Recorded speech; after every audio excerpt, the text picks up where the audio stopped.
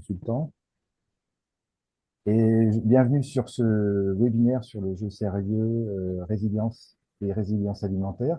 Alors aujourd'hui, on va pas jouer parce que le format web webinaire n'est pas adapté pour ça. Mais on va découvrir en 1h30 ce que ça peut apporter, le jeu sérieux, comme outil de sensibilisation sur la résilience alimentaire à l'échelle d'un territoire. Alors un jeu sérieux, c'est un peu antinomique, hein, peut-être, mais c'est ce qu'on, enfin, c'est ce qu'on va découvrir, que c'est pas forcément antinomique. Voilà, et c'est vrai qu'on pourrait se demander bah, pourquoi penser à jouer quand on parle de l'avenir alimentaire de son territoire, mais on va découvrir ensemble cela pendant 1h30. Alors, au menu du jour, donc ce qu'on vous propose, c'est que l'idée, c'est de présenter les conditions de déploiement du jeu sérieux, qui a été élaboré dans le cadre du projet de recherche-action Atlas 2. Et donc, on va vous présenter une phase de présentation, où on parlera des origines, du déroulement, des résultats et des conditions de déploiement. Et puis, on aura, on aura, enfin, c'est ce qu'on a prévu, en tout cas, d'avoir un témoignage de Camille Henry. Et puis enfin, on aura une dernière phase autour des échanges.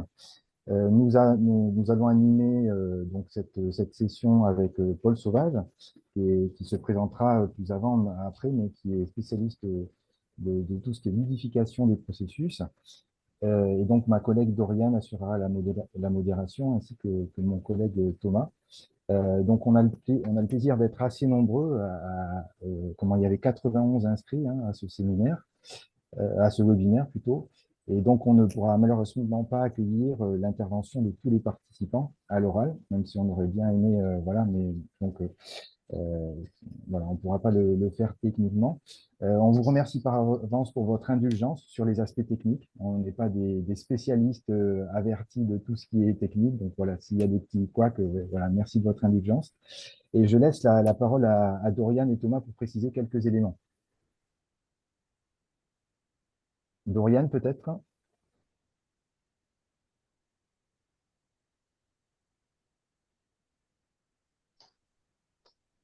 Oui, désolé. Déjà, le premier petit problème technique. Euh, donc, l'objectif, comme l'a dit Blaise, c'est qu'il puisse quand même y avoir un petit peu d'interaction pendant ce webinaire. Donc, comme l'a dit Blaise, on ne pourra pas autoriser les accès à la prise de parole par tout le monde, mais par contre, vous êtes cordialement invités à échanger sur le chat. Vous pouvez nous poser des questions, réagir voilà, pendant 7h30. On gardera une trentaine de minutes à la fin du webinaire pour les échanges. Donc, j'essaierai de faire une synthèse des différentes questions qui auront été soulevées pendant le webinaire. Et puis, les intervenants tâcheront d'y répondre. Et donc, voilà, quand vous posez une question, si c'est possible, précisez votre prénom, votre nom et puis la structure que vous représentez. Et pour ceux qui seront intéressés aussi pour mettre en application le jeu, il y aura un petit quart d'heure qui pourra être gardé à la fin par les intervenants pourront rester quelques minutes de plus pour échanger si besoin. Donc voilà, donc moi je travaille pour Teralim et donc c'est dans ce cadre-là que je fais cette modération aujourd'hui. Merci Doriane. Donc Thomas Brégé également, membre de la SCOP Teralim. Et je prends juste la parole pour déjà vous remercier de tous présents aujourd'hui et puis vous préciser, mais vous l'avez peut-être entendu en introduction de ce webinaire, que eh bien, nos échanges sont enregistrés. L'idée, c'est de pouvoir peut-être diffuser en fait voilà, cet échange ultérieurement. Donc, celles et ceux en fait qui ont manifesté le souhait de ne pas être justement visibles pendant ce temps de webinaire, ben, on vous invite en fait à couper votre caméra de façon à respecter votre choix. Donc, voilà. Mais j'espère que les échanges seront fructueux. Blaise, je te laisse la parole. Eh ben, merci. On va donc tout de suite entamer la présentation en fait du contexte dans lequel a été créé le jeu sérieux. Donc le projet Atlas pour Action territoriale pour l'alimentation solidaire et soutenable vise donc à aider les territoires ruraux à se préparer aux crises à venir et donc notamment parce que les crises sont susceptibles de conduire à des ruptures alimentaires. Et par contre, donc du coup, ce jeu, la finalité de ce jeu, c'est de construire bien une adaptation collective. Donc le projet de recherche-action s'est terminé en décembre 2023. Et donc, il y a eu un grand nombre de ressources qui a été, un grand nombre de productions en fait, qui a été réalisé par ce projet Atlas 2, que vous pouvez découvrir pardon, sur le site internet ressources, sur le volet ressources.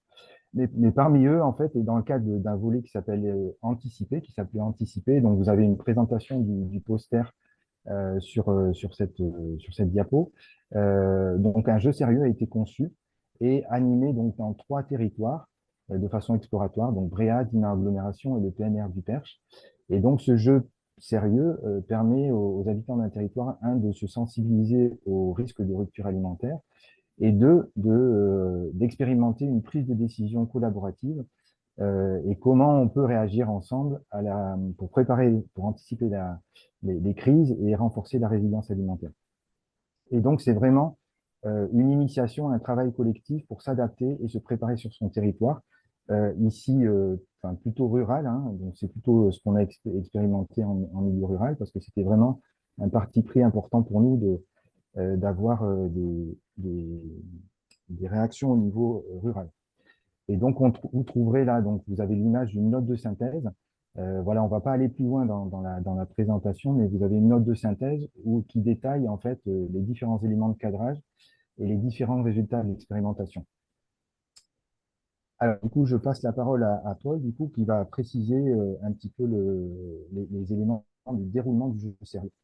Paul, je te laisse C'est- la parole. Bon, super. Alors moi, j'habite dans le Loir-et-Cher. J'ai une formation d'ingénieur et depuis 2 ans et demi, je suis concepteur et animateur de jeux sérieux. Alors, effectivement, ce paradoxe est résolu parce que jeux sérieux, tous les jeux peuvent être sérieux en fait à partir du moment où on y joue sérieusement ou à partir du moment où on leur attribue une vocation qui n'est pas uniquement de s'amuser. C'est-à-dire que si vous jouez au Monopoly dans une perspective sociologique, vous faites un jeu sérieux. Et ici, donc, il s'agit de TAJ avec le projet Atlas, de concevoir un jeu qui permettait de répondre aux objectifs du projet et donc de permettre des discussions étayées sur l'avenir d'un territoire ou sa capacité à résister à des perturbations concernant son système d'approvisionnement alimentaire. Donc sur cette base-là, on a travaillé avec l'équipe d'Atlas qui était pluridisciplinaire à mettre en place quelque chose que je vais vous décrire maintenant, comme si vous y étiez participant. Lorsque vous arrivez, on vous place sur un territoire que vous connaissez et on vous dit que l'objectif est de maintenir la sécurité alimentaire de votre territoire, alors qu'il se passe une crise particulière. Vous incarnez un personnage, donc vous n'êtes pas vous-même, vous êtes là en l'occurrence Roger Chambon, agriculteur qui possède quelques hectares de terre et qui doit s'exprimer en tant que tel. Vos actions sont matérialisées sur la carte du territoire. Pas n'importe quel territoire, c'est pas un territoire générique, c'est le vôtre. Et ça change beaucoup de choses dans la représentation qu'on s'en fait, parce que du coup, on va prendre des risques mesurés, connaître ce que ça veut dire. Et les actions qu'on réalise sur le territoire ont un impact sur cette piste de score qui permet de déterminer si à la fin on a gagné ou perdu.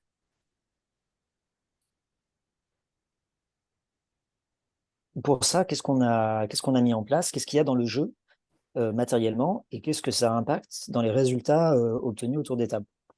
Il y a ces fiches de personnages qui permettent de déplacer le point de vue. Ce qui est intéressant pour un jeu de discussion, c'est de pouvoir générer de l'empathie et du coup se mettre à la place des autres. Et on se rend compte que les discussions vont être plus nuancées, les décisions vont être plus stables si vous incarnez un rôle qui est décalé du vôtre. La carte du territoire permet d'intégrer des problématiques réelles. Là, vous avez une illustration qui montre la carte de l'île de Bréa, et c'est pas n'importe quelle île générique. Les gens qui habitent Bréa et qui jouent à ce jeu, ils savent très bien ce que ça veut dire que d'installer une usine à tel endroit ou de couper une route à tel autre. Et c'est ça qui fait qu'on ne va pas prendre des décisions inhumaines parce qu'on est concerné par le territoire. Les jetons ressources que vous voyez en bas, ça matérialise ce qui se passe sur le territoire et comment est-ce que chacun apporte ou perd des ressources. Et le scénario, qui est matérialisé par un livret de scénario et des cartes, permettent de se plonger dans un cas de figure extrême, mais finalement crédible, auquel on ajoute des cartes événements qui sont aléatoires. On les tire en fonction des choix d'animation au début et du niveau d'aléa qu'on veut ajouter dans notre narration. Et ça permet aussi de réaliser que la question de la résilience, c'est la question de l'adaptation à l'inconnu. Et on le fait à travers ça, et on peut aussi introduire un certain nombre de thèmes secondaires, car vous savez aussi bien que moi, l'alimentation est connectée à quand même pas mal d'autres sujets. Ces différents sujets, cette pensée systémique, c'est exprimé par la piste des scores, qui ne représente pas un seul score, qui serait le niveau de résilience alimentaire, mais 6 différents, qui permettent de nuancer aussi les résultats qui sont obtenus et de se rendre compte qu'en fait, il faut prendre en compte beaucoup de choses. Le manuel d'animation, il nous a permis en fait de déployer le jeu avec une équipe de 4, 5, 8 animateurs et animatrices différents. Et maintenant, il est assez bien stabilisé pour permettre de le prendre en main assez rapidement. Et donc, de pouvoir accueillir beaucoup de tables différentes avec beaucoup de participants différents en même temps. Et enfin, ce qui est produit au niveau du jeu, c'est cette cartographie dont les joueurs tracent sur le plateau de jeu et amendent ainsi, adaptent le territoire à la situation qu'on leur présente, et une légende qui est finalement un plan d'action de résilience alimentaire du territoire dans le cadre du scénario qu'on propose. Donc voilà, à la fin du jeu, vous avez un objet de travail qui n'est pas un plan d'action finalisé, hein, mais qui est une base de discussion de ce sur quoi les participants autour de la table ont réussi à tomber d'accord en un temps très contraint, sous pression. En fait, c'est un stress test, hein, le jeu. Et du coup, ça permet de valider un petit peu les sortes de fondamentaux essentiels des participants au jeu. Voilà, et du coup, les résultats qu'on a obtenus, Blaise, si tu veux tourner la page. Au bilan, il y a eu un intérêt pour le jeu, à la fois pendant la préparation et à l'issue de celui-ci. Les règles étaient simples à comprendre. On est vraiment arrivé à un processus collectif. C'est d'abord les échanges qui ont été valorisés, avec aussi les warnings qu'on peut mettre sur des échanges en groupe restreint dans un cadre de tension, c'est qu'il y a des leaderships qui vont émerger. Simplement, on fait en sorte, avec les fiches de personnages, etc., que ces leaderships ne soient pas toujours les mêmes et qu'on essaie de les équilibrer. Les apports, donc on s'immerge dans une situation de crise, on change de perspective, on a une prise de conscience plus affinée sur la vulnérabilité de son territoire à des enjeux de rupture d'approvisionnement alimentaire. Ça crée un espace de dialogue qui permet d'aller plus loin ensuite, avec différents acteurs du territoire qui convergent en fait vers une narration commune. Et un aspect ludique qui permet de faire un pas de côté, de s'autoriser certaines choses qui paraissent un peu étonnantes quand on est dans notre situation habituelle.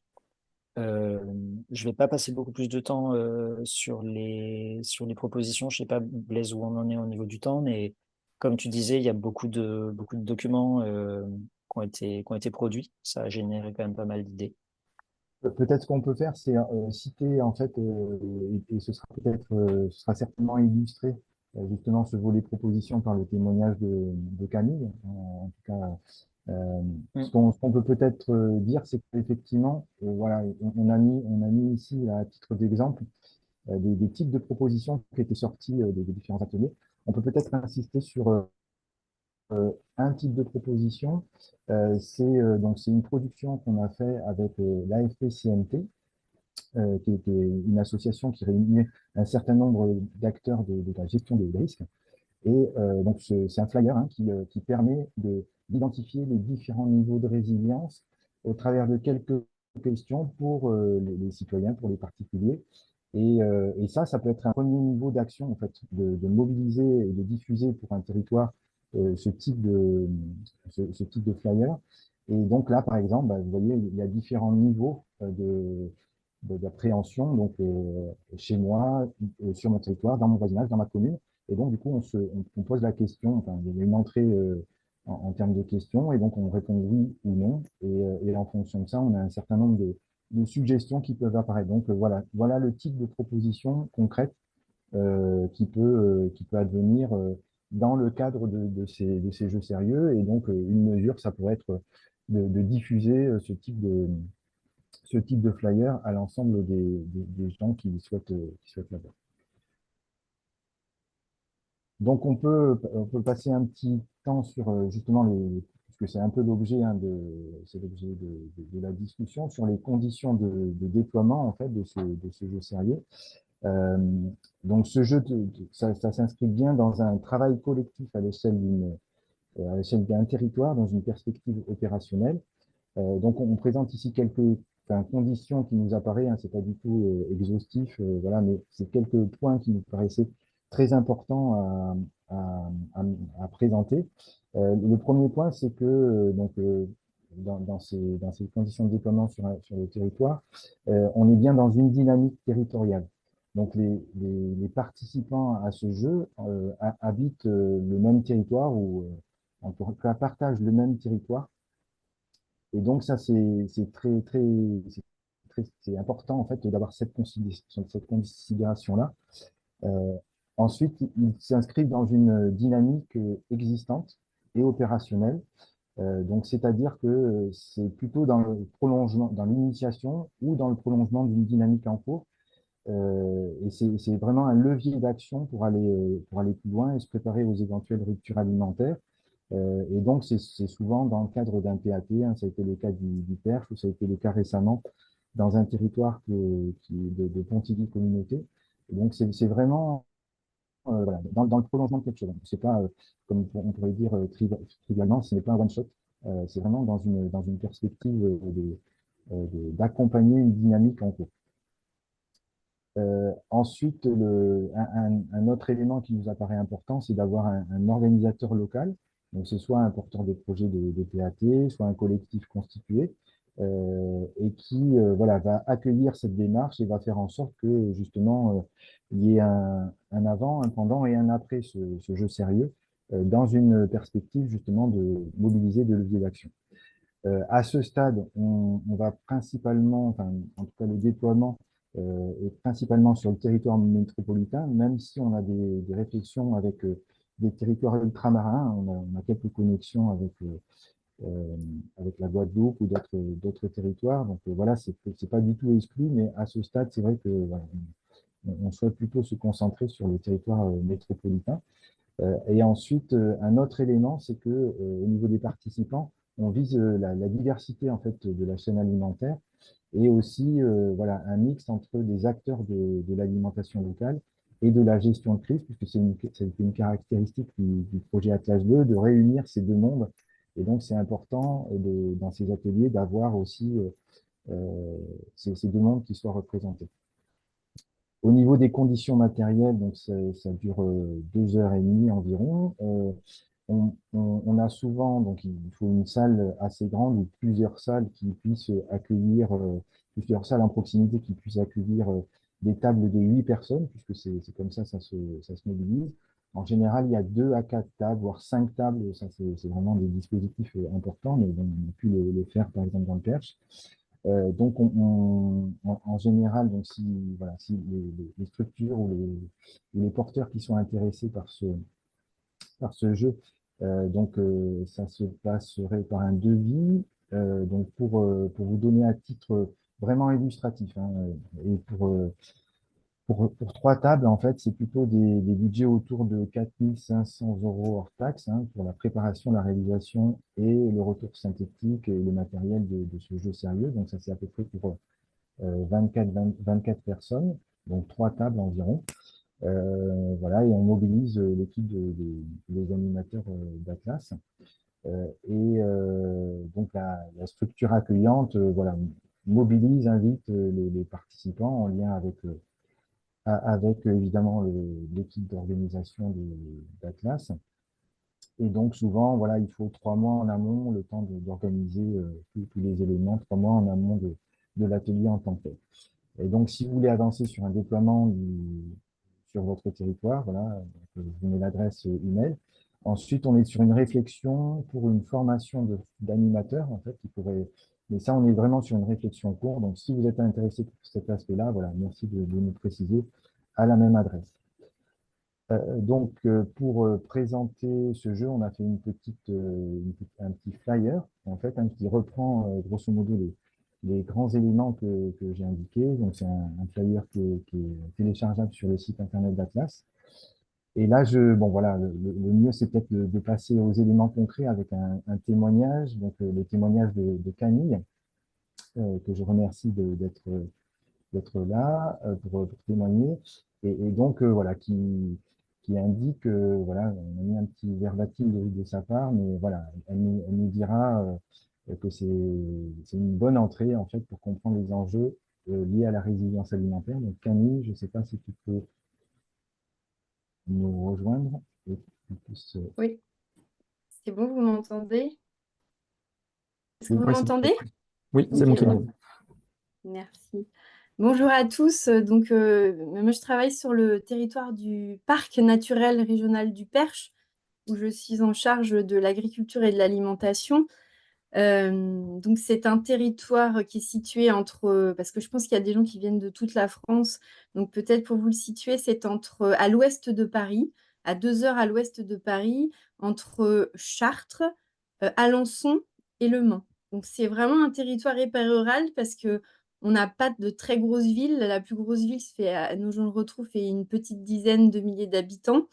Et on s'est mobilisé à partir de 2018-2019 pour élaborer un projet alimentaire de territoire qui est un projet qui est issu d'une histoire assez longue du parc, de travaux sur l'agriculture, la question de l'alimentation, etc.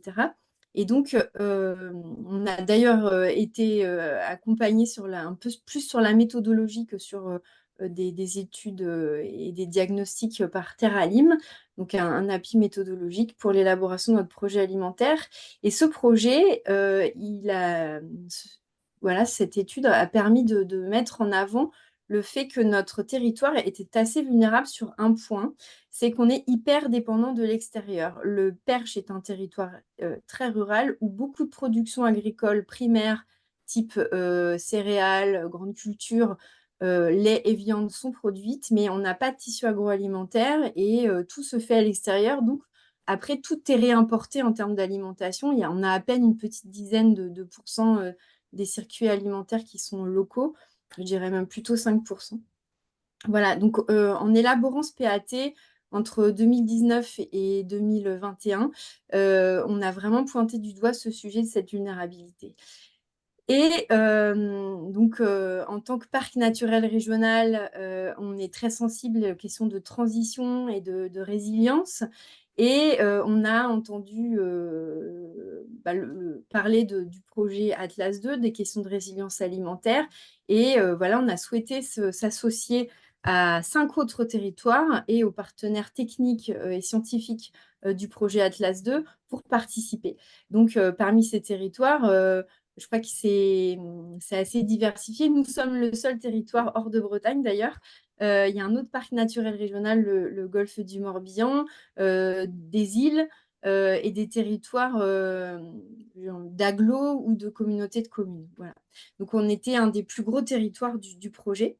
Et voilà, ça rejoint notre motivation à participer à ce projet de recherche-action. C'est aussi que les parcs ont une mission d'innovation et d'expérimentation. Donc, voilà, sur ce sujet de la résilience alimentaire, nous étions vraiment très motivés. Voilà, alors concrètement, qu'est-ce qu'on a fait? On a participé, comme le disaient les collègues tout à l'heure, à une phase d'expérimentation, de test du jeu. Nous étions le troisième territoire sur lequel il était testé de mémoire.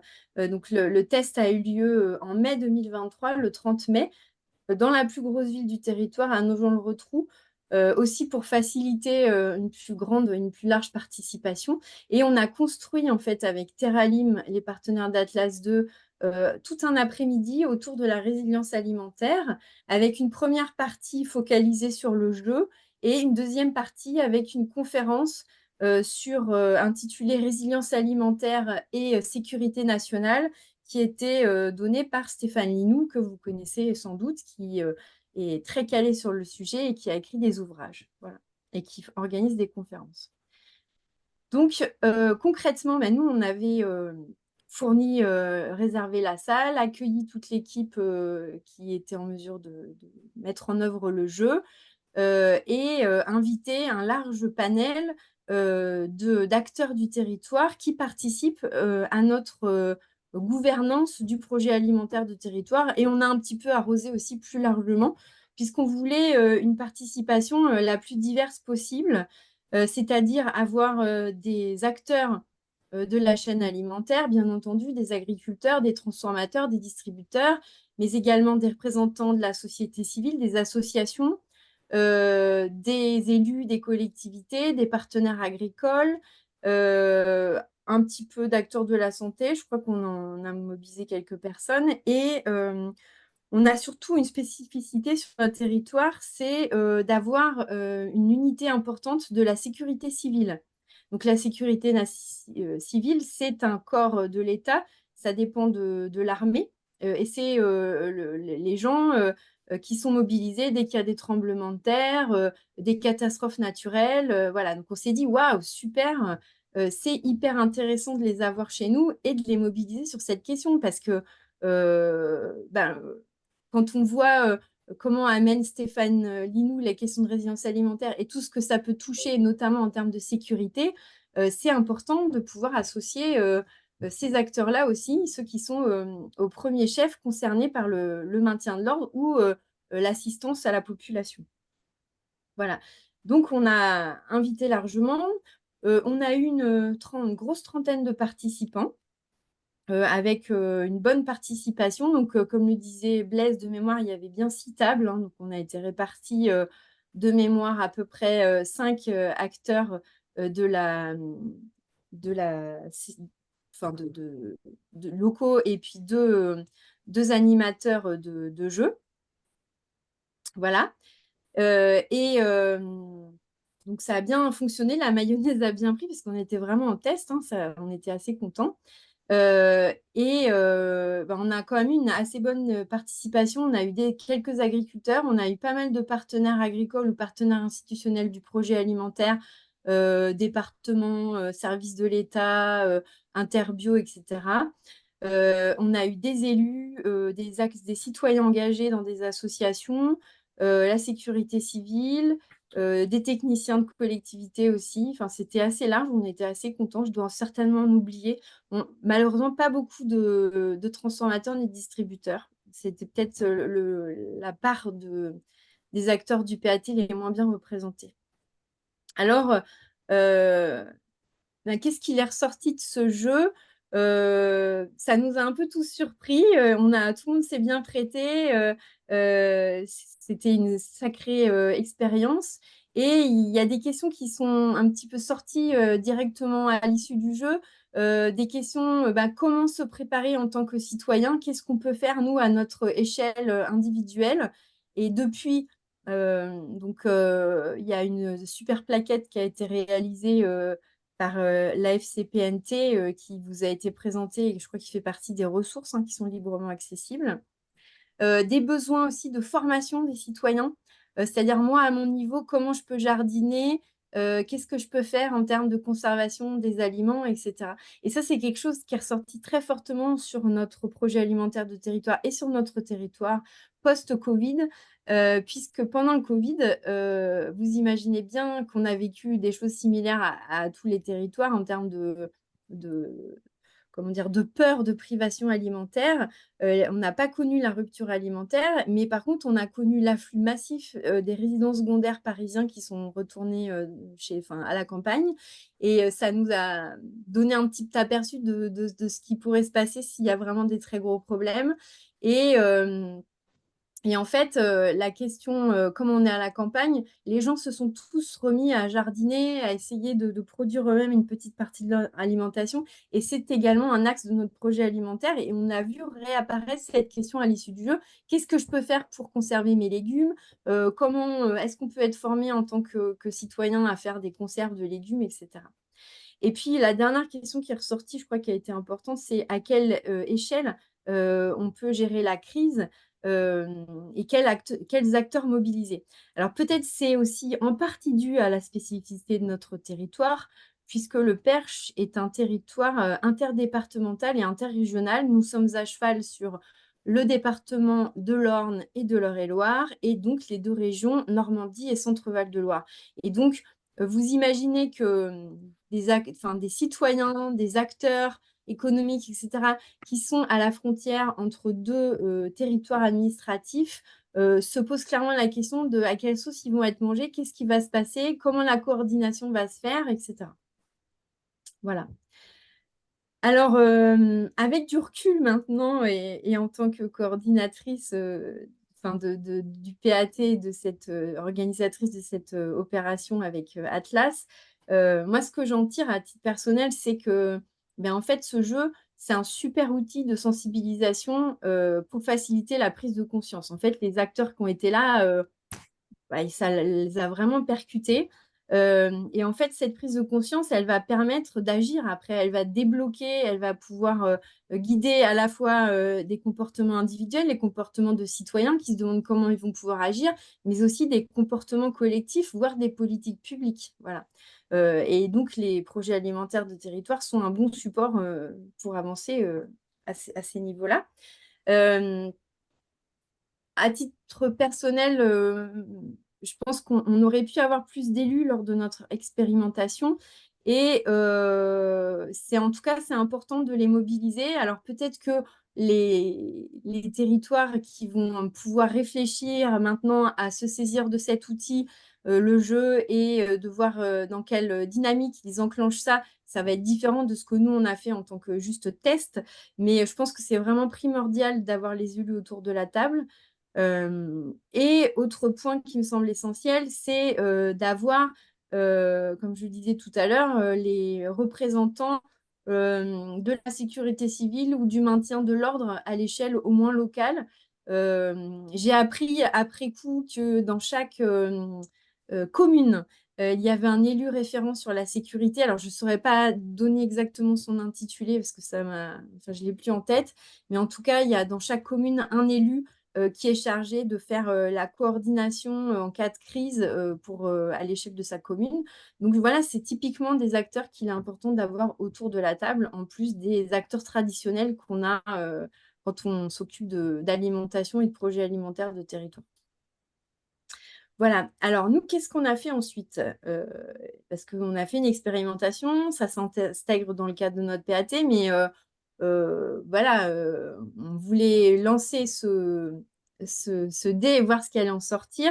Donc, clairement, à l'issue de ce jeu sérieux, il y a un ou deux élus, un ou deux techniciens qui sont venus nous voir. Alors, ce n'est pas non plus des tonnes, hein, je ne vous le cache pas, qui sont venus nous voir en disant « Ouais, ce serait bien qu'on fasse des choses et qu'on aille plus loin et qu'on expérimente des choses à l'échelle de nos territoires de PCI ou de communaux. » Donc, on a un petit peu réfléchi à ça et en fait, on a aussi proposé quelques mois plus tard, en janvier, début d'année de 2024, de cette année-là, donc un peu plus de 6 mois après, une restitution de ce jeu sérieux, à la fois pour que chacun puisse débriefer, exprimer ce que ça lui a apporté et surtout voir ce qu'on pouvait faire et réfléchir de faire à l'échelle du Perche et de notre projet alimentaire.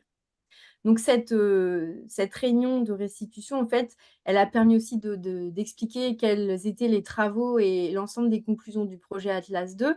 Mais en tout cas, ça a permis de consolider, ça nous a montré que l'intérêt des participants était consolidé et puis qu'on avait vraiment besoin de réfléchir à ce qu'on pouvait faire à l'échelle locale. Donc, il y a plusieurs choses qui ont été évoquées, hein. On a bien senti que il y avait des choses qui pouvaient se jouer à l'échelle tout à fait locale. Donc, on a parlé de sensibilisation. Je vous cite quelques actions concrètes. Sensibilisation, accompagnement des citoyens à jardiner ou à s'insérer dans des projets ou des jardins partagés existants ou des jardins ouvriers, des formations, en tout cas transmission du savoir-faire sur comment produire soi-même une partie de son alimentation et la conserver, par exemple. Voilà, à l'échelle plus territoriale, on a évoqué des recensements d'outils de transformation pour être sûr de pouvoir avoir un minimum d'outils qui vont rester et qui vont être répartis sur l'ensemble du territoire et qui pourraient subvenir à des besoins essentiels de la population, des moulins par exemple, des fours à bois, des choses comme ça, parce que quand il n'y a plus d'énergie, comment on s'alimente, il y a des réflexions de ce type. Et en fait, bien sûr, et vous vous en doutez, on a réfléchi à ce qu'on pouvait faire en termes de politique publique. Et en fait, on a réfléchi avec Teralim et les partenaires d'Atlas à comment on pourrait accompagner et proposer une expérimentation à 2 EPCI sur notre territoire. Donc, dans l'idéal, on avait envisagé de choisir un EPCI sur chacun des 2 départements de notre territoire pour expérimenter concrètement des actions sur leur territoire pendant 2 ans, mais bien sûr avec une sensibilisation préalable et à nouveau un jeu sérieux à l'échelle de chaque PCI. Voilà. Donc c'est pas encore réalisé.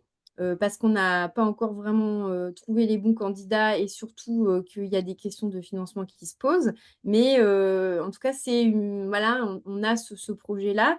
Et puis surtout, ce que j'ai envie de dire, c'est que toute cette démarche, elle a permis d'anticiper et de commencer à aborder ce sujet de la résilience alimentaire et du risque de rupture de la chaîne alimentaire à l'échelle de notre projet alimentaire de territoire qui est en train de se finaliser là pour lancer le PAT numéro 2 du Perche. Et donc voilà, on commence à avoir des billes. Et moi, je considère que ce qu'on a fait autour de la résilience alimentaire, là, ça vaut concertation sur le sujet, quoi.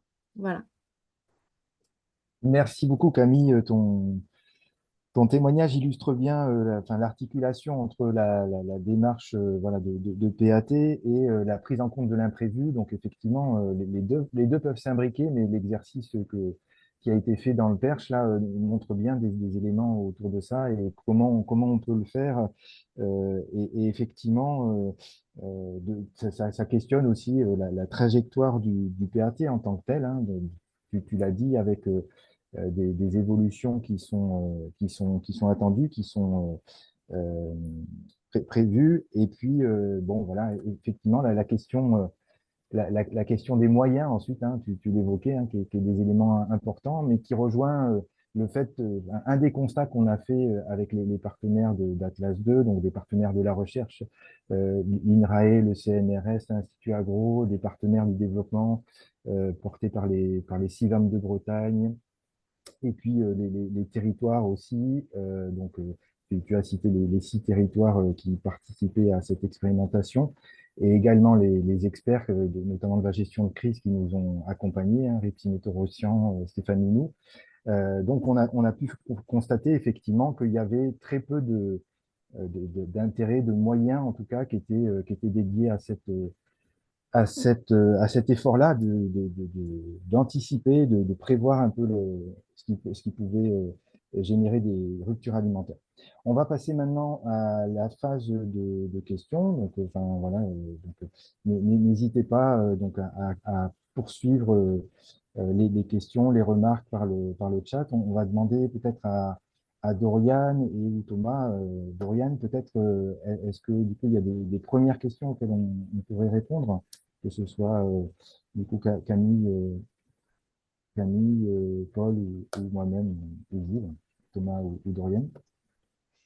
Oui, je peux essayer de faire une première synthèse des questions qui ont été posées. Donc, la plupart des questions portent donc sur la mise en œuvre donc du jeu sérieux, donc avec des questions notamment sur l'échelle à laquelle ce jeu est adapté.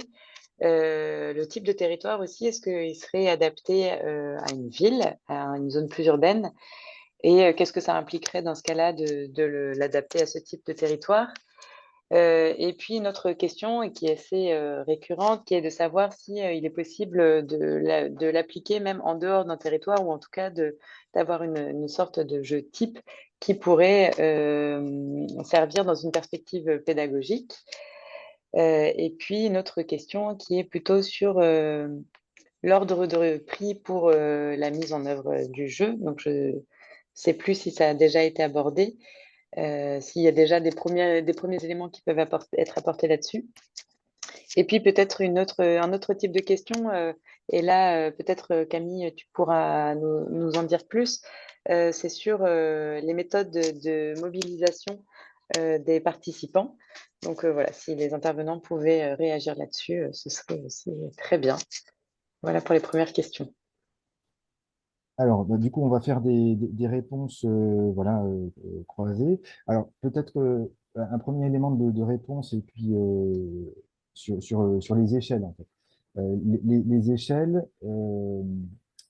donc on a testé sur 3 échelles différentes, hein, sur une île, sur une dîner agglomération, un territoire voilà, un peu intermédiaire de PCI, et sur un grand territoire, donc comme le Perche, à cheval sur 2 régions, sur le département. Euh, et donc, bah, les différentes échelles peuvent s'entrevoir. Ce qu'il y a, c'est que dans la conception du jeu, et là je laisserai préciser la parole à Paul et peut-être à Camille comment elle l'a vécu, mais en fait, dans la conception du jeu, on désigne un peu un territoire de référence, en fait. Si, par exemple, le territoire est trop large, on désigne un territoire de référence qui permette pour les uns et les autres de travailler sur un ensemble géographique à peu près cohérent. Sur la nature des territoires, donc peut-être sur ce point, Camille ou Paul, est-ce que vous pouvez, sur la question Oui, des échelles? vas-y Camille, je compléterai. Euh, sur le Perche, donc, comme le dit un peu Blaise, nous, on est un territoire qui fait 200 000 hectares. On ne pouvait pas faire le jeu sur la totalité du territoire. Donc, il y a bien cette notion de territoire de référence. Donc, on a pris un parti qui a été celui de se concentrer sur la ville et le pourtour de la ville sur laquelle se déroulait le jeu, qui est la ville la plus importante du territoire, mais qui a des connexions importantes avec le milieu rural direct aux portes de la ville. Donc, voilà, c'était tout à fait bien parce que tout le monde la connaissait. En fait, ce qui est important, c'est que je crois, c'est que les participants au jeu pratiquent le territoire et le connaissent parce que sinon, ils ne peuvent pas jouer. Ils n'ont pas l'expérience du territoire et ils n'ont pas de réponse à apporter aux embûches qui vont se semer, enfin, qui vont leur arriver enfin, au fur et à mesure du jeu parce que c'est sport quand même. Le jeu est sport. Mm. Ouais, Je peux Blaise, compléter. Paul, oui. si tu veux compléter, et puis peut-être on pourra essayer sur la nature des territoires. Hein, c'est vrai qu'on a beaucoup fait ça sur les territoires ruraux, mais voilà, on pourra Mm. compléter aussi là-dessus. Paul, je te laisse. Mm. Oui, oui, même si Camille t'a bien répondu, et ça répond aussi à cette personne qui voulait le déployer dans le cadre d'un BPREA, je pense que c'est pertinent sur les thématiques, mais qu'on risque d'être moins efficace en termes de résultats sociologiques, en fait. Qu'est-ce qui va se passer autour de la table? Si les gens ne sont pas concernés par le territoire qui est sur la table, et ben, on s'attend à ce qu'il y ait moins d'intérêt ou moins de sensibilité sur le bien fondé des propositions qui vont être faites. Ça reste à tester en réalité. À mon avis, il y a aussi d'autres jeux qui sont plus mécaniques, surtout dans le domaine de l'agriculture. Il y a beaucoup de jeux qui existent déjà pour former les participants. Et là, ce serait intéressant de voir comment est-ce que cette vision un peu plus élargie aussi, parce qu'on parle de toute la chaîne de valeur alimentaire. Mais c'est la raison pour laquelle, pour l'instant, on s'est tenu un territoire réel et relativement restreint pour qu'on puisse l'avoir pratiqué dans son ensemble. Par contre, je vois pas de limite réelle à la perspective de le faire dans un territoire urbain, à partir du moment où on peut quand même, dans ce territoire, représenter les différents maillons de la chaîne d'approvisionnement alimentaire. Il faut quand même qu'il y ait dans ce territoire-là de la production, de la transformation, de la distribution, etc. Mais c'est vrai qu'on pourrait imaginer dans ce cadre-là qu'il y ait des fermes périurbaines, par exemple, enfin, des fermes euh, voilà, des fermes urbaines, des jardins partagés ou des jardins Ouais. ouvriers, etc., qui puissent participer. Mais effectivement, l'idée, enfin, à la base, c'était quand même que, les acteurs partagent le même territoire, un même ensemble territorial, et que, effectivement, on ait la diversité des acteurs qui soient là, que ce soit en termes au niveau de la chaîne alimentaire, mais aussi comme le disait Camille, au niveau des forces de sécurité civile, par exemple, peut-être des élus avec effectivement leur casquette enfin, gestion de crise ou représentant de la sécurité. Voilà. Après, du coup, c'est vrai que enfin, hors d'un territoire, ça on l'imagine pas encore, en tout cas, c'est peut-être à tester, c'est peut-être à mettre en place, mais on a eu plusieurs sollicitations, pardon, excusez-moi. Oui, je peux Ouais, reprendre et ouais. dire que ça a eu. Pour l'instant, on peut pas garantir que ça marche sur un territoire générique, mais, euh, mais c'est peut-être quelque chose à explorer. Thomas? Paul Blaise, oui, je vois que Gilles, qui a animé un certain nombre de tests, souhaite prendre la parole sur ces sujets. Gilles, je te, je te laisse réagir. Normalement, tu dois pouvoir. Voilà, tu vas pouvoir y aller. Ah oui, donc c'est une réponse à la question, est-ce que il serait pertinent de travailler à partir d'un territoire générique qui serait donc fictif? Je ne pense pas que ce soit faisable, en tout cas, je perdrais beaucoup de son intérêt. Parce qu'il y a deux choses très très importantes. Il y a d'une part la valorisation on pourrait appeler ça l'expérience profane de tous les gens qui connaissent leur territoire et qui montrent que chacun finalement a quelque chose à apporter dans une stratégie pour faire face à des catastrophes, d'une part. Et puis d'autre part, ça permet aussi de sortir de la théorie. Quand on parle de, je sais pas, de la localisation des entrepôts de stockage, on parle de choses bien précises. Quand on parle de tel ou tel EHPAD qui pourrait être menacé pour son approvisionnement, on est là aussi non pas sur de la théorie, mais sur des choses très concrètes.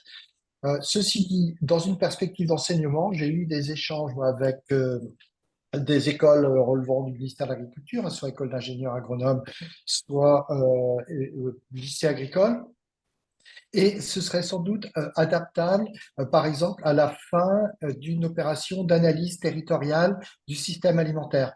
Hein, parce que là, des étudiants qui, par définition, viennent un peu de partout et n'ont pas en commun un territoire sur lequel ils peuvent échanger et partager, là, par contre, ils auraient une référence commune qui serait le territoire qu'ils viennent d'analyser. Et là, ça peut avoir une certaine vertu pédagogique. Mais ça n'a pas encore été testé. J'espère que ça va l'être sous peu. Du coup, merci Gilles. Pour répondre sur les ordres de prix, et puis après on pourra donner la parole à Anne-Cécile, pour répondre sur les ordres de prix, donc ça, c'est pour vous donner un cas concret récent, hein. Donc pour 24 participants, donc il y avait donc 8 participants par table, et donc 3 tables. Et donc le coût était enfin, on a estimé le coût à 4 500 € hors taxe, donc 5 400 TTC pour la préparation, la réalisation et le matériel. Voilà. Donc ça s'inscrivait dans une dynamique d'un projet alimentaire territorial, donc au niveau de Pontivy, en Centre-Bretagne. Voilà. Et donc après, il est prévu dans cette dynamique-là d'avoir un débrief un peu à l'instar de ce qui s'est fait à travers la restitution du PNR du Perche. Donc un débrief. Et donc là, voilà, il faut effectivement rajouter un petit budget pour faire ça. Mais voilà pour vous donner des ordres d'idées de ce qu'on peut retirer au niveau budgétaire. Après, effectivement, ça peut varier selon les conditions locales. Voilà. Anne-Cécile Boulet, qui a participé à l'élaboration de ce jeu sérieux et l'animation du volet 2 anticipé, vous voulez prendre la parole? Oui, bonjour. C'était en lien avec ce que disait Gilles aussi par rapport à où faire le jeu, enfin où l'ancrer, et donc est-ce que c'est possible sur un territoire fictif? Bon, de toute façon, ça tombe bien qu'on ait travaillé en équipe parce qu'on vient tous abonder dans le même sens, donc tant mieux. Effectivement, je rejoins le fait que c'est vraiment important que ce jeu il se fasse sur un territoire donné, avec des personnes qui connaissent ce territoire, parce que on voyait aussi ce jeu comme une étape dans un processus pour se mettre en action, pour mettre en action des actions pour la résilience alimentaire de notre territoire. Et le jeu, il vient donc contribuer à notre réflexion collective. Il vient faire du lien entre les participants qui pourront continuer de réfléchir dans le cadre d'autres rencontres qui vont venir par la suite. Et donc, voilà, tout ça, c'est tout ce qui va se passer pendant le jeu, c'est une étape pour aller plus loin. Voilà, le jeu n'est pas une fin en soi, donc c'est aussi en ça que c'est un jeu sérieux et pas juste un jeu, voilà, on joue 1 heure et puis c'est fini, chacun rentre chez soi et n'en parlons plus. C'est censé être quelque chose qui va nous faire prendre conscience de certaines vulnérabilités du territoire et donc nous donner envie de se préparer pour être prêt si des crises arrivent. Et donc, voilà, c'est une étape, c'est quelque chose qui est censé donc donner envie de se préparer et aider à la mise en action.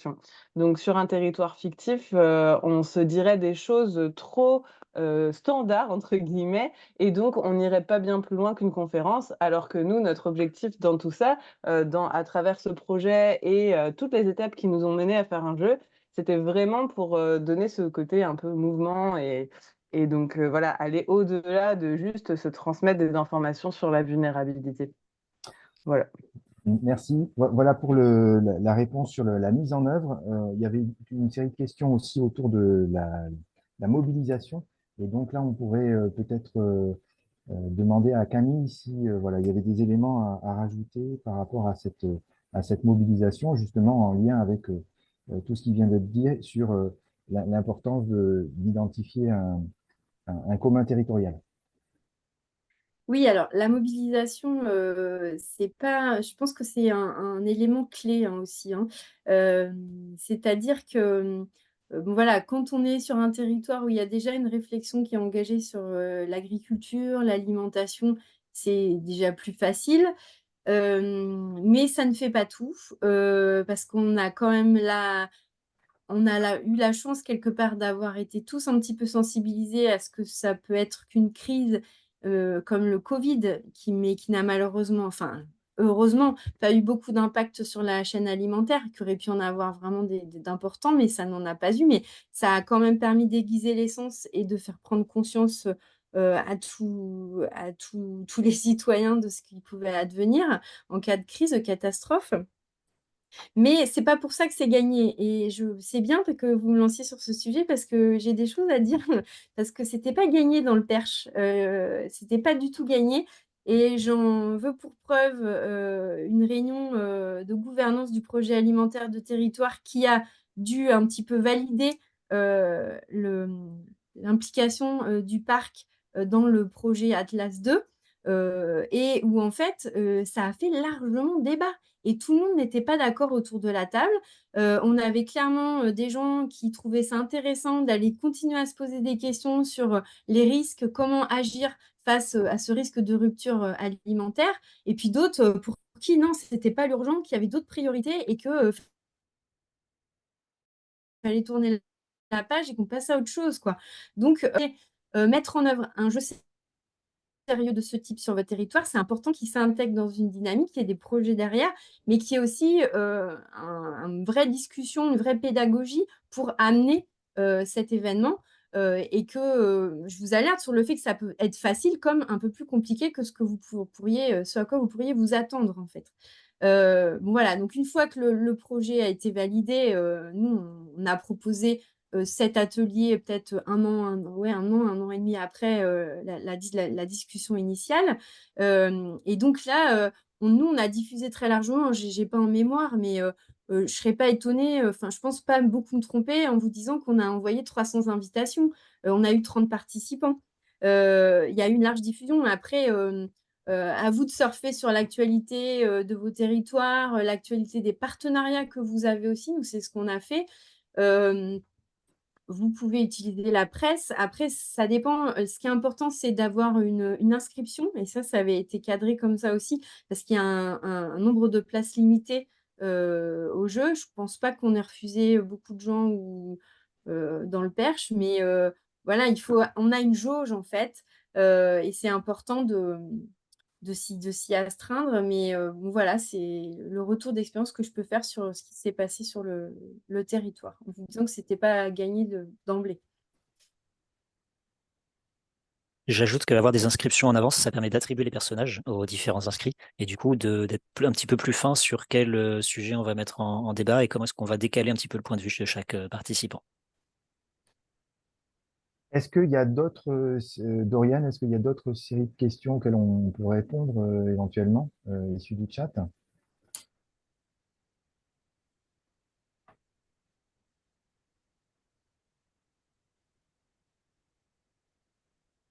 Ah, Euh, je lui donne, j'ouvre, j'active son micro. Hop, d'accord. si ça veut bien. Voilà. Voilà, c'est bon. Oui, c'est bon. On ne me donne pas la parole. Oui, donc il y a une autre série de questions. Donc, par exemple, il y avait, je l'ai dit tout à la suite, comme ça, chacun peut réagir un peu sur les questions sur lesquelles il peut réagir, justement. Donc, il y avait une question sur le temps de préparation. Donc, on parlait de 3 mois. Donc, qu'est-ce que ça implique? Il me semble que c'était plutôt ça la question. Qu'est-ce qui se passe en fait pendant ces 3 mois-là, pendant cette phase amont? Il y a une question aussi sur les acteurs qu'on peut mobiliser. Donc là, il y a plusieurs questions, dont notamment une qui porte sur le fait de faire une séance avec un seul type d'acteur, par exemple des élus sur un territoire. Donc voilà, qu'est-ce que ça donnerait? Est-ce que c'est possible aussi de travailler avec des personnes qui ne sont pas forcément sensibilisées à la question? Une autre question sur le type de participants. Est-ce qu'on a déjà vu des organismes agricoles et par exemple un lycée agricole dans les participants à l'un des ateliers? J'espère que je n'oublie pas trop de questions. Mais voilà déjà pour une deuxième série. D'accord, merci Dorian.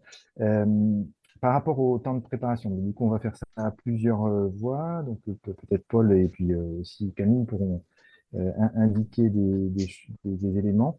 Alors, 3 mois, c'est une période de sécurité, enfin, c'est un temps de sécurité un petit peu qui dépend, enfin, un temps générique. Après, voilà, ça peut être peut-être un peu réduit par rapport à la mobilisation. Enfin, on insiste beaucoup sur la maturité en fait de la démarche. Si la démarche est dans le cadre d'une action qui est déjà en place, enfin, comme un PAT, etc., qui fonctionne.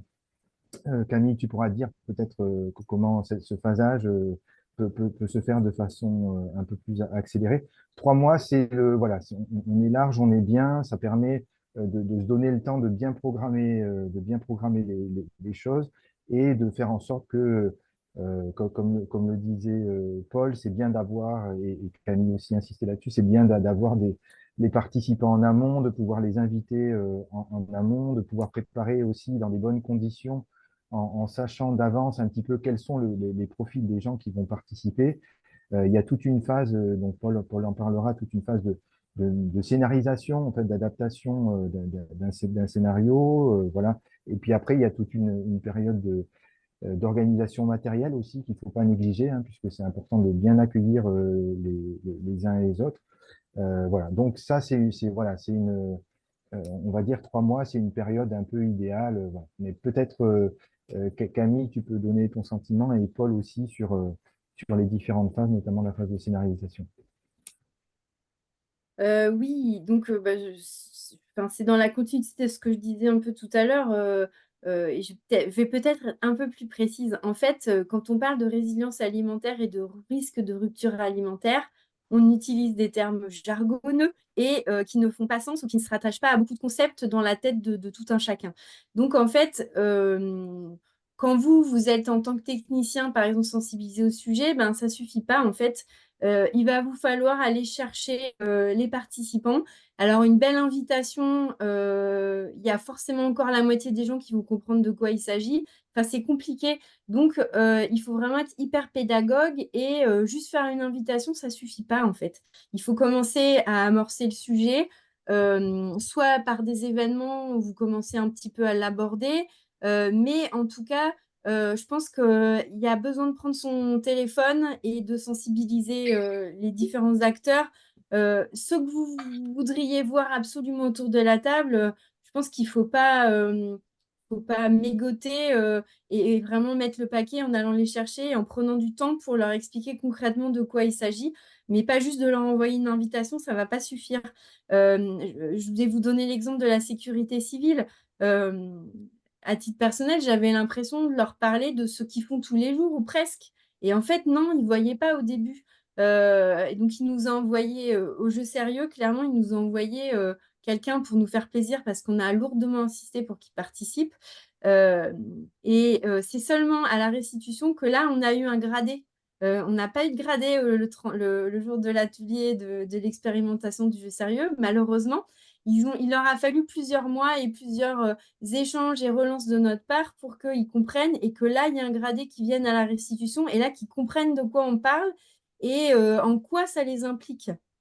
Donc, les 3 mois, je pense que c'est pas du luxe, notamment pour ces questions-là. Et puis, je pense que c'est un sujet qui peut être tellement vaste et impliquer tellement de personnes sur vos territoires que les 3 mois, c'est aussi pour vous intégrer, peut-être faire des connexions et vous dire, ah bah oui, mais ce serait bien d'inviter tel et tel acteur auquel je n'avais pas pensé précédemment.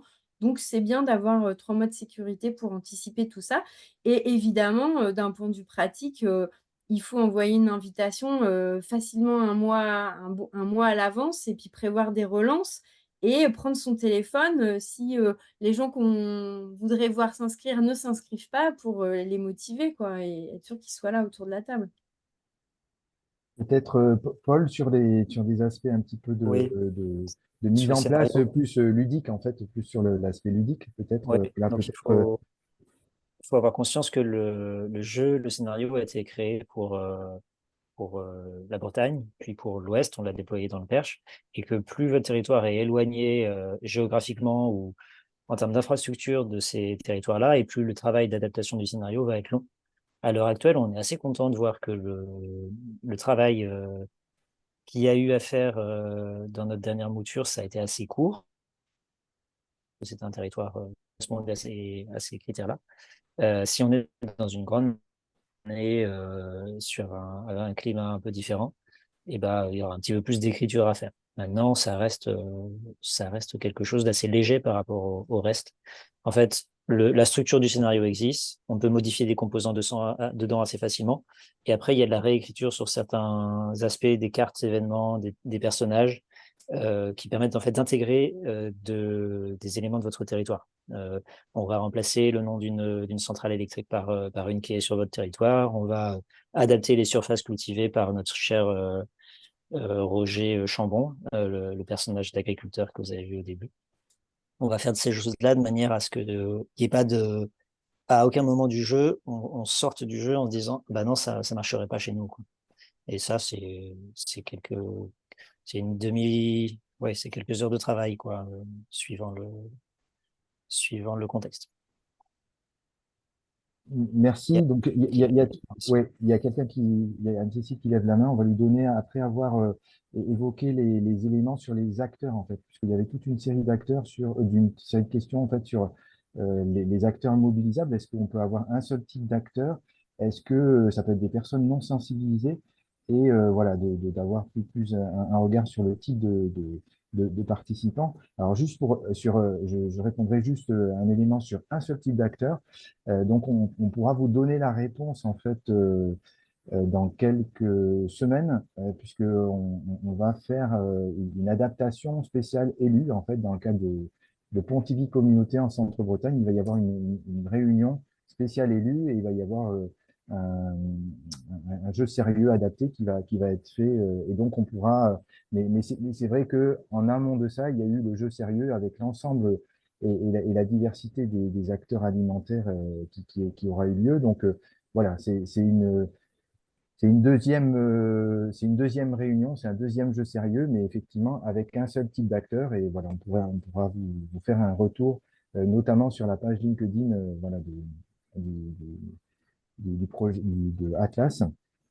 Et ensuite, je sais pas, sur les aspects personnes non sensibilisées, peut-être Camille peut indiquer ça. Enfin, tu évoquais tout le travail de sensibilisation auprès des acteurs de la sécurité civile, par exemple. Et peut-être, voilà, les uns et les autres pourraient en répondre par rapport au type de participants. Donc peut-être Camille, est-ce que c'est nécessairement des gens sensibilisés? Et, Alors, et peut-être à la question aussi, ouais. tu pourras répondre à la question, est-ce que est-ce qu'on peut envisager ça pour un seul type d'acteur? Bah, envisager ça pour un seul type d'acteur, oui, et je pense qu'on l'a tous en tête. On voudrait faire ça tous, potentiellement avec que des élus aussi, pour aller plus loin sur les questions des politiques publiques et voir comment ils peuvent, à leur niveau, agir. Donc ça me semble tout à fait possible. Euh, Après, ça n'apporte pas les mêmes résultats. Et voilà, s'il faut voir dans quel contexte on veut utiliser un seul type d'élu, un seul type d'acteur, pardon. Après, sensibiliser. Je pense qu'il faut que les gens comprennent bien ce qu'ils vont venir faire à l'atelier, de quoi on va parler, mais après, ils n'ont pas besoin de connaître le sujet et de la rupture, du risque de rupture alimentaire, de la question de la résilience. On ne leur demande pas des spécialistes du sujet, au contraire. Mais ce que je voulais dire tout à l'heure, c'est qu'il faut bien qu'ils saisissent l'objet du jeu, l'objet de l'invitation, dans quelle dynamique ça s'inscrit, pourquoi on les invite à y participer, et que ce soit pas un truc conceptuel trop loin d'eux auquel ils se sentent pas adhérer et avoir envie de participer. Donc, c'est là où je place le curseur entre information, compréhension et plutôt sensibilisation. Donc, il n'y a pas besoin qu'ils soient vraiment sensibilisés au sujet. Il y a besoin qu'ils comprennent pourquoi on les mobilise et pourquoi c'est important qu'ils soient là et de quoi on va parler. Mais juste le sujet, c'est quoi l'objet de la réunion? C'est quoi l'objet du jeu? C'est là que je place la nuance, en fait. Est-ce que Paul voulait ajouter quelque chose ou peut-être Thomas? Sinon, Je Anne-Cécile crois a- que Anne-Cécile, Ouais, Ouais, ouais, Thomas, il Anne-Cécile. me donne leçon, ça arrête pas de me dire l'autre réactive votre fond. J'attendais mon tour. vas-y, Anne-Cécile.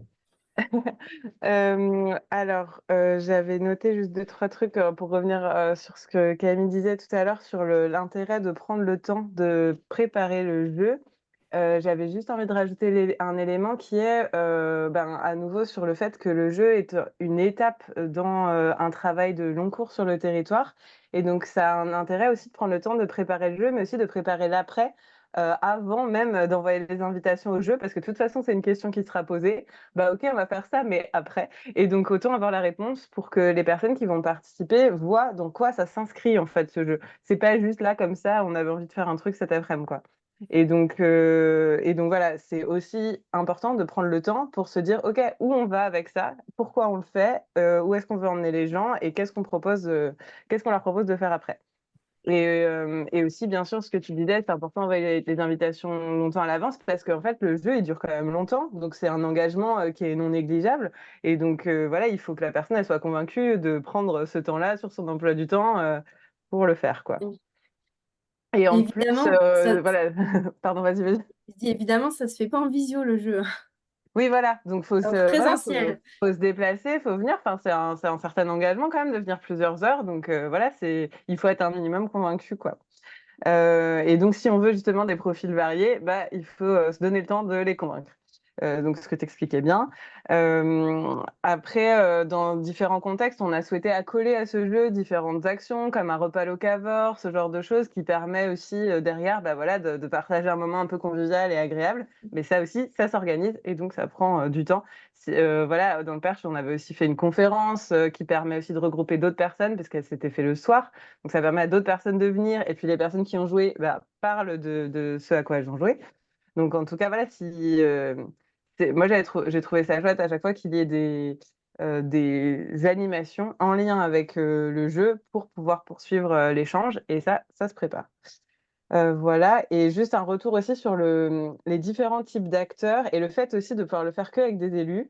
Moi, c'est quelque chose que je trouve dommage parce que c'est un jeu qui permet de mélanger plein d'acteurs du territoire et de montrer l'importance aussi qu'ont tous les citoyens et les citoyennes dans la préparation face aux risques.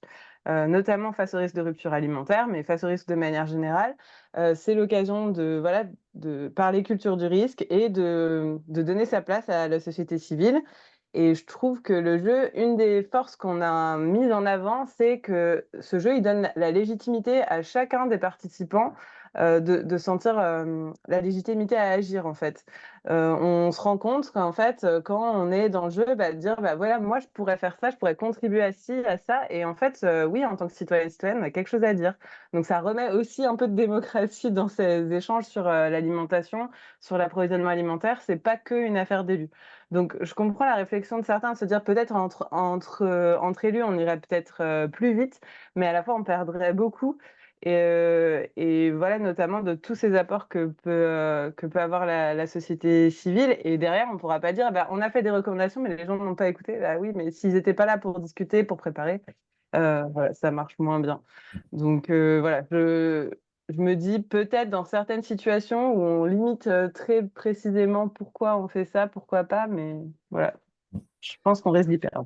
Alors, merci. Peut-être qu'il y a une dernière série de questions. Je vois que Gilles voulait, mais peut-être on peut faire la dernière série de questions parce que je vois que le temps file.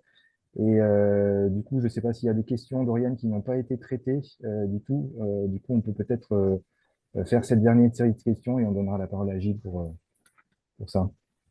Oui, dernière série de questions et que je gardais aussi un petit peu pour la fin parce qu'elles sont assez globales. En tout cas, il y avait une question qui portait sur le contexte dans lequel ce jeu pouvait être déployé et notamment dans le cadre d'une prospective. Donc là, Sophie nous parlait d'une prospective pour définir des objectifs stratégiques dans le cadre du PNR, de redéfinir la charte. Voilà, de savoir si ce jeu peut être adapté dans ce type de contexte. Et puis, deuxième question, c'était de savoir si c'était possible de le remettre en place une deuxième fois, d'avoir une première animation donc avec l'équipe de Terralim, Paul, etc., pour une première série. Et puis, si les animateurs, enfin, si la collectivité pourrait être en mesure après de répliquer cet atelier une deuxième fois sur son territoire, sans doute pour toucher plus de participants. Donc voilà, les deux autres questions qui restaient encore un peu en D'accord. suspens. Eh bien, donc pour les aspects prospectives, voilà, est-ce que voilà, ça peut répondre à des éléments de prospective? Je pense que Camille, il y a des éléments, enfin voilà, c'est un peu dans cet état d'esprit en tout cas que c'est envisagé par la suite. Et donc du coup, on va demander à Camille, puis Gilles pourra réagir aussi éventuellement sur Camille. Si vous voulez. Oui, je pense qu'en termes de prospective, en tout cas, ça permet de se projeter et de voir voilà, dans un contexte particulier comment les acteurs et le territoire réagissent. Et de fait, oui, évidemment, ça permet à tout territoire de commencer à anticiper des crises et de préparer son adaptation à plein de choses. Donc, je pense que oui, ça peut être utilisé dans ce sens-là. Ouais. Gilles veut rajouter un élément sur cet aspect prospective? Ah, le temps que voilà, le calage se fasse au niveau du son. Voilà, oui, sur la partie prospective, je pense qu'il faut voir ce jeu et puis ce qui en sort plutôt comme un complément d'autres approches qui peuvent être plus statistiques, par exemple, hein, ou relever d'analyses plus sectorielles de ce qui se passe sur le territoire. Comme Anne-Cécile l'a dit, je crois qu'un un enjeu est quand même d'essayer de donner la voix dans un format un petit peu original à des personnes qu'on a du mal à entendre d'habitude.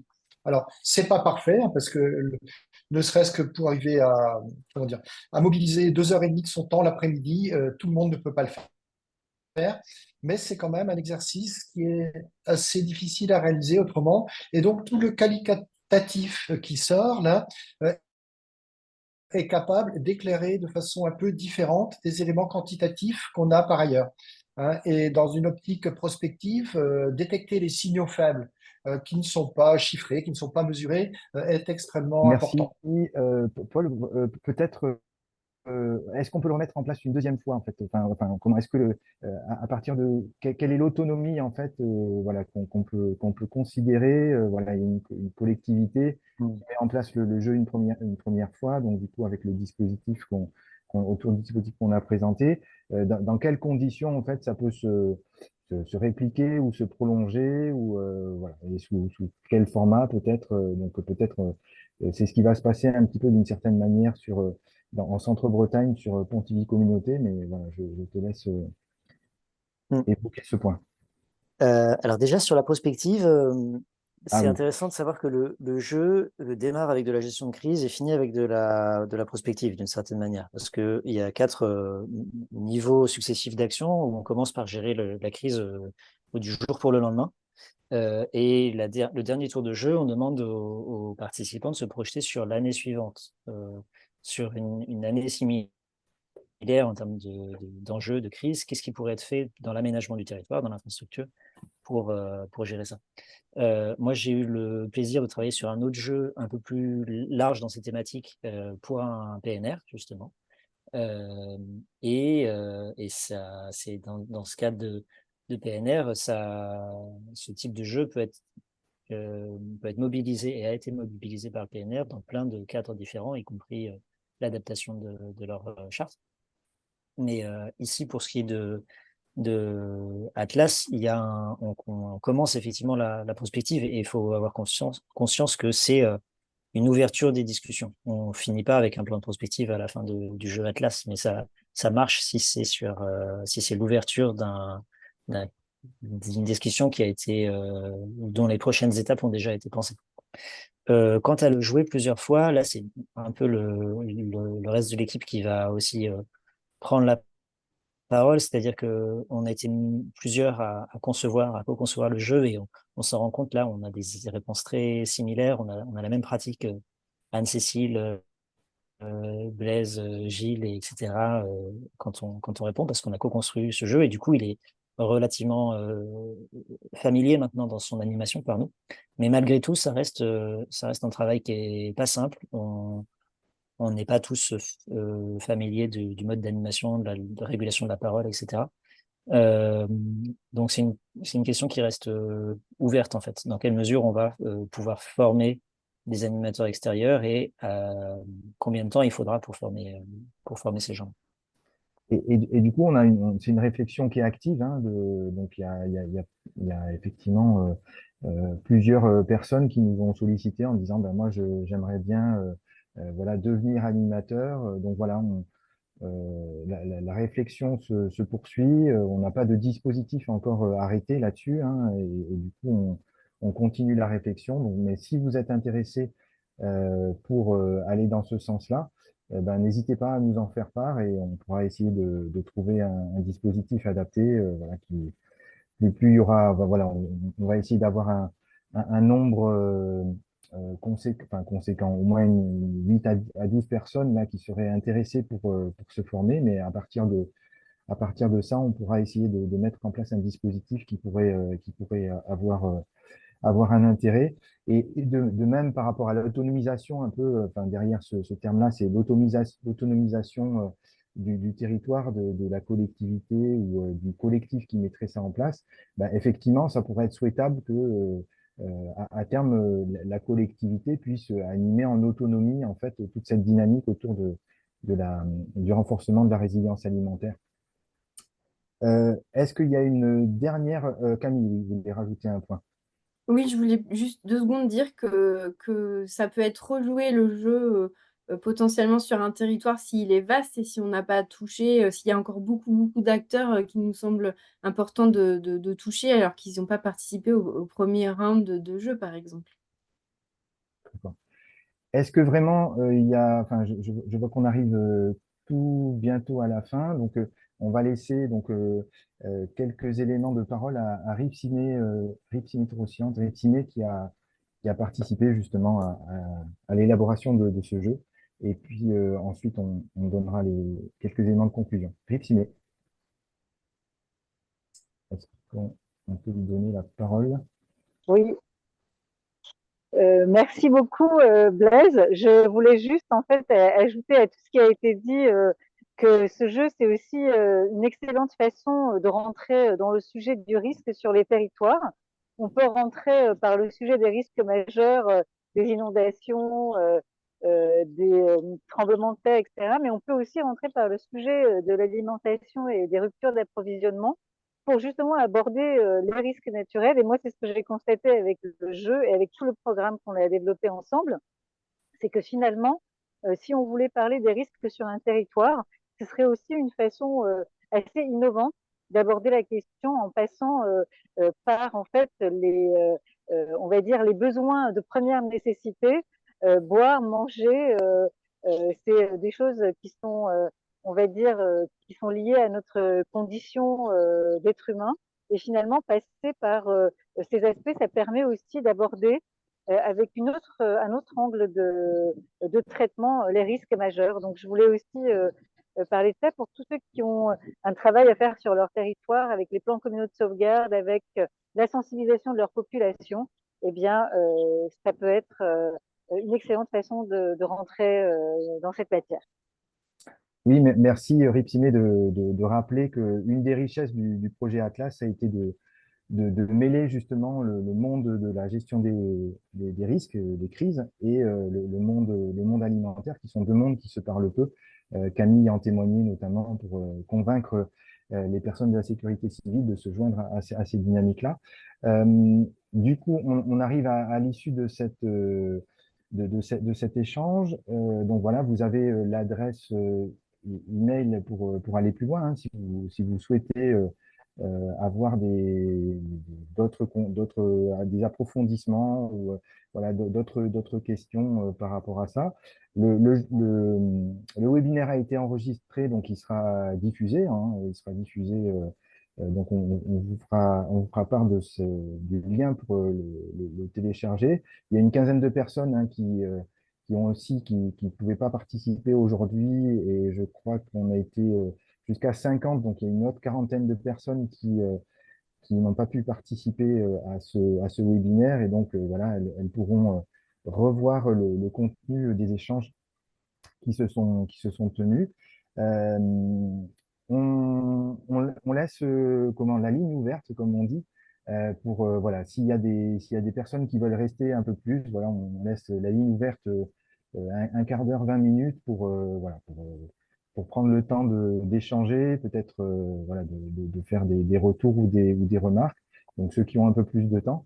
Mais voilà, on souhaite libérer les personnes qui avaient prévu de passer voilà, du temps contraint dans ce webinaire.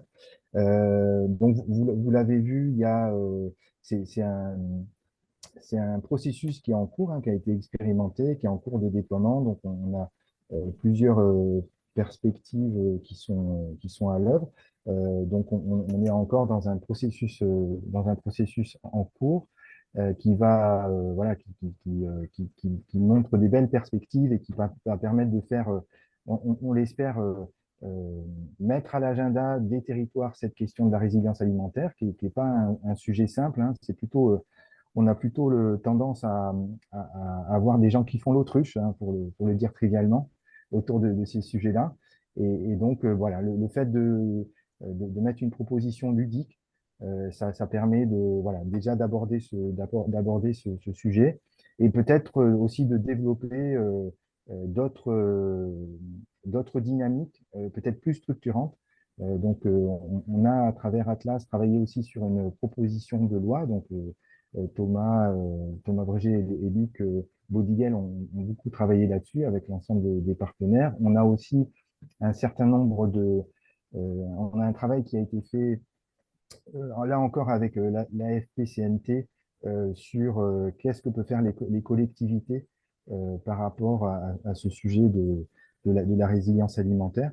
Donc voilà, il y a tout un tas de ressources que vous pouvez retrouver sur le site internet de Atlas. Et donc, voilà, on reste disponible si vous voulez échanger sur ces sujets-là. Voilà, nous vous remercions d'avoir suivi ce webinaire, et on vous dit à très bientôt pour d'autres éléments.